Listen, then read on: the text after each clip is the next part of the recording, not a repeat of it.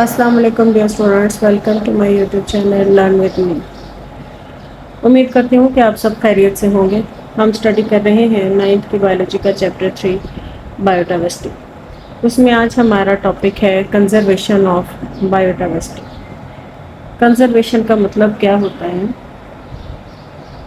Conserve کرنا یعنی کسی چیز کو تحفظ دینا، اس کو بچانا۔ یہ کچھ لاسٹ سینچری میں بایوڈائیورسٹی کا بہت زیادہ نقصان ہوا ہے، یعنی جو فلورا اور فانا ہے وہ بہت زیادہ اس کا نقصان ہوا ہے۔ جیسا کہ میں نے آپ کو پہلے بتایا تھا، فلورا کا مطلب ہے ورائٹی آف پلانٹس،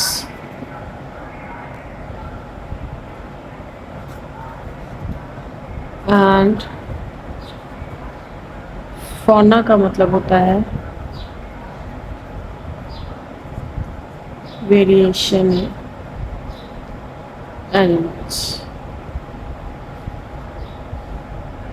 فلورا اور فانا کا جو نقصان ہے وہ کسی بھی ایکو سسٹم کے جو بیلنس ہے، اس کا ایکویلیبرم ہے، اس کو خراب کر دیتا ہے۔ یعنی اگر کسی ایکو سسٹم میں فلورا جو ہے وہ کم ہو جائے گا تو اس کو کنزیوم کرنے والے جو فانا ہے ان کی جو پاپولیشن ہے اس پر بھی اثر پڑے گا، اور پھر یہ جو فانا ہے، جو اینیملز ہیں، جو پلانٹس کھانے والے جو آرگنیزمز ہیں، اگر ان کی تعداد کم ہوگی تو جو اینیملز یا گوشت کھا کر گزارا کرنے والے جو جاندار ہیں ان کی تعداد میں بھی کمی ہو جائے گی، جس کی وجہ سے ایکویلیبرم جو ہے وہ کسی بھی ایکو سسٹم کا وہ اسٹیبل نہیں رہتا اور اس میں تبدیلی آتی ہے، جس کے نتیجے میں کچھ جو اسپیشیز ہوتی ہیں وہ بالکل ختم ہو جاتی ہیں، جن کو ہم کہتے ہیں ایکسٹنکٹ،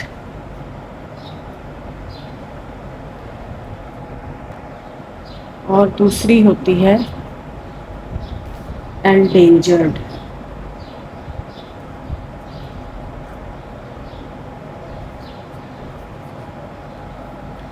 ایکسٹنکٹ جو اسپیشیز ہوتی ہیں وہ اسپیشیز ہوتی ہیں جو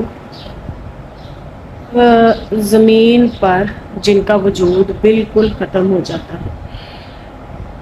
When there is no doubt that the last individual of that species has died in that ecosystem، کہ یعنی when no organism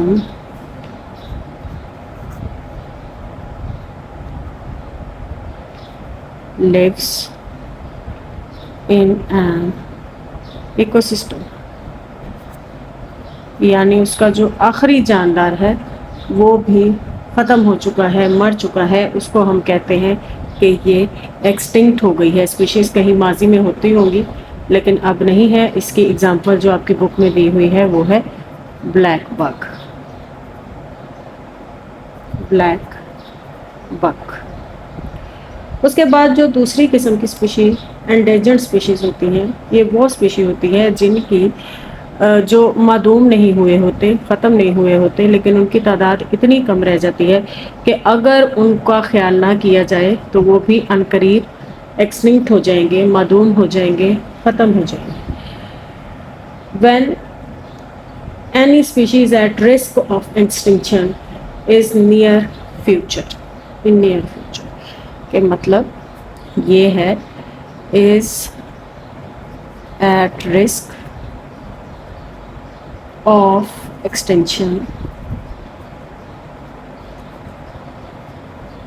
in near future، یعنی یہ مستقبل قریب میں ہی ان کے جاندار جو ہے یہ ان کو خطرہ ہے اور یہ مستقبل قریب میں ہی ختم ہونے والے ہیں۔ اس کی جو اگزامپل ہے وہ ہے ٹائیگر۔ یہ پاکستان میں بھی جو ہے یہ ختم ہونے والی ہے، اسپیشیز ہے، یعنی ان کی تعداد جو ہے یہ بہت کم رہ گئی ہے۔ اس کے علاوہ اس میں بہت ساری اسپیشیز آ جاتی ہیں،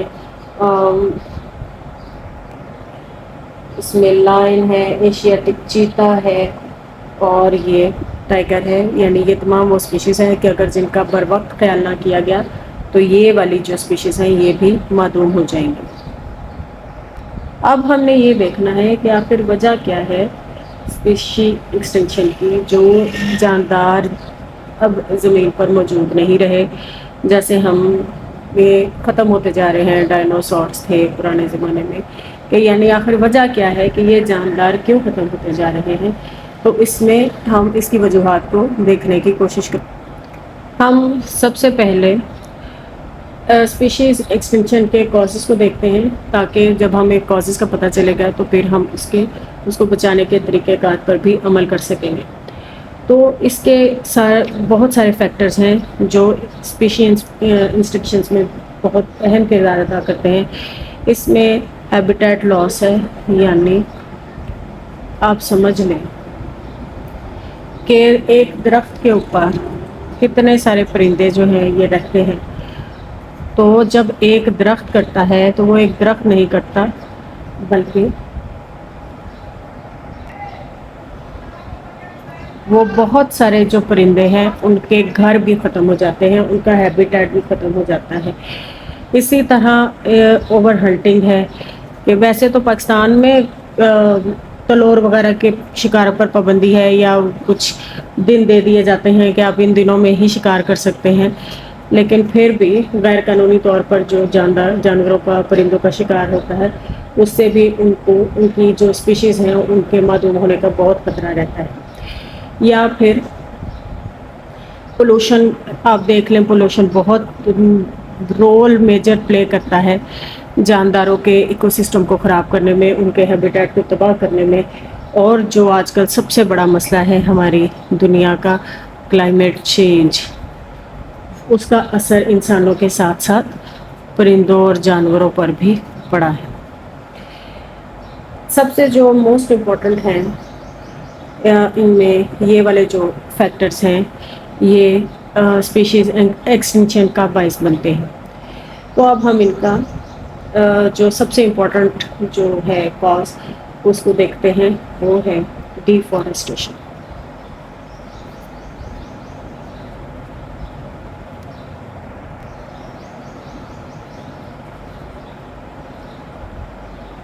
اس کے کازز اور اس کا افیکٹ۔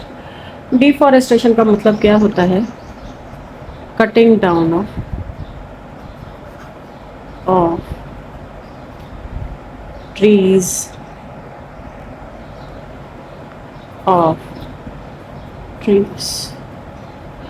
اس کا کیا مطلب ہوتا ہے کہ ہم کسی جنگل کو کسی رہائشی آبادی کے لیے کاٹتے ہیں، یعنی ہم فارسٹ لینڈ کو نان فارسٹ لینڈ میں تبدیل کر دیتے ہیں انسانوں کی بڑھتی ہوئی آبادی کو اکوموڈیٹ کرنے کے لیے۔ اس کا نقصان یہ ہوتا ہے کہ جو جتنے بھی پرندوں کے جو ہیبیٹیٹ ہیں، جو چھوٹی چھوٹی چونٹیوں کے ہیبیٹیٹ ہیں درختوں کے اندر، وہ سب ختم ہو جاتے ہیں، اور ان کا جو ایکو سسٹم ہے اس کا بیلنس جو ہے وہ ہم خراب کر دیتے ہیں۔ اب ہم دیکھتے ہیں کہ ڈیفارسٹیشن کے کازز اور اس کے افیکٹ کیا ہیں۔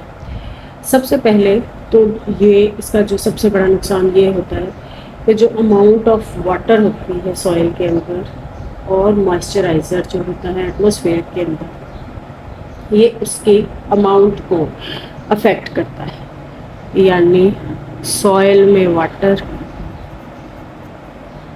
ان سوئل پلس موئسچر ان ایٹماسفیئر، یہ اس کو افیکٹ کرتا ہے۔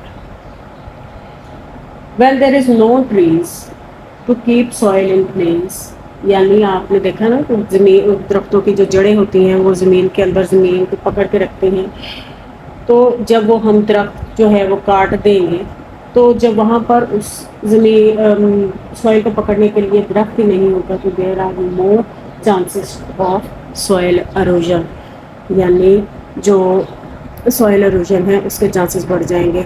پھر اس کے علاوہ اس علاقے میں بارشیں زیادہ ہوں گی جہاں پر درخت نہیں ہوں گے، اور پھر جب وہ بارشیں آئیں گی، سیلاب آئیں گے، پانی کا بہاؤ جو آئے گا وہ زمین کی جو اوپر والی تہہ ہے اس کو بہا کر لے جائیں گے، اس کے دو تین طرح کے نقصان ہوتے ہیں. ایک تو یہ کہ جو اوپر والی زرخیز مٹی کی لیئر ہوتی ہے وہ پانی کے ساتھ ہی چلی جاتی ہے. پانی کا جو بیلنس ہے زمین کے اندر وہ خراب ہو جاتا ہے، جس کی وجہ سے سیم اور تھور بھی ہو جاتا ہے. اور اس کے علاوہ جو پانی سلٹڈ واٹر ہوتا ہے، یہ جو سلٹ ہوتی ہے یہ پانی کے اندر شامل ہو کے نا ڈیمس وغیرہ میں یہ پانی کے ساتھ جاتی ہے، اور پھر جو ان کی ڈیمس کی جو پانی اسٹوریج کرنے کی جو کیپیسٹی ہوتی ہے اور پانی سے بجلی بنانے کا جو کام ہوتا ہے، جو ابیلٹی ہوتی ہے، اس پہ اثر کرتی ہے، اس کو بھی کم کر دیتی ہے.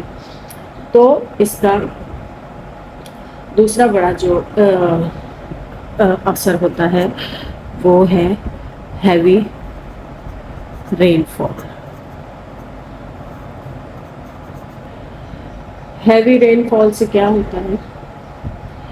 Washed out soil into reverse, یعنی جو اس کے اوپر والی طے ہوتی ہے وہ پانی کے ساتھ ہی دریاؤں میں چلی جاتی ہے. اور اس کا کیا نقصان ہوتا ہے کہ ریورس جو ہوتے ہیں، rivers become choked up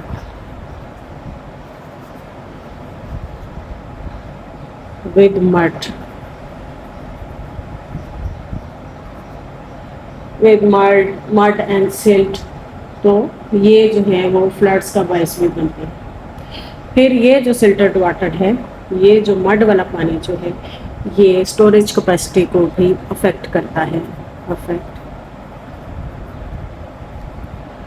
storage capacity of dams